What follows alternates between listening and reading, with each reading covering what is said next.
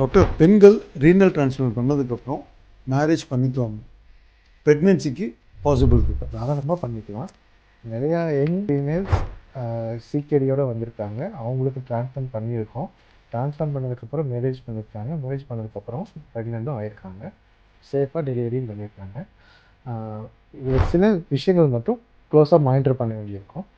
ஒரு டிரான்ஸ்பிளான்ட் பண்ணதுக்கப்புறம் நீங்கள் கன்சீவ் ஆகிறதுக்கு குறைஞ்சது 1 இயர் கேப் எடுத்துக்கிறது நல்லது. அதுதான் ஐடியலும் கூட. அந்த கேப் எதுக்காகனா, இனிஷியல் 1 இயரில் நம்ம இம்யூனோசப்ரஷன்ஸ் டிரான்ஸ்பிளான்ட் பண்ணதுக்கப்புறம் கொடுக்குற நோய் எதிர்ப்பு சக்தியை குறைக்கிற மாத்திரைகள் அதோட டோஸோட அளவுலாம் அதிகமாக இருக்கும்.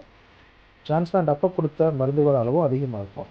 ஸோ அதனால் அந்த இனிஷியல் 1 இயரில் நம்ம வெயிட் பண்ணி கிட்னி ஃபங்க்ஷன் ஸ்டேபிளாக ஒரு நிலைமைக்கு வந்ததுக்கப்புறம் 1 இயர்க்கு அப்புறம் நாம் ப்ரெக்னென்சி பிளான் பண்ணலாம்.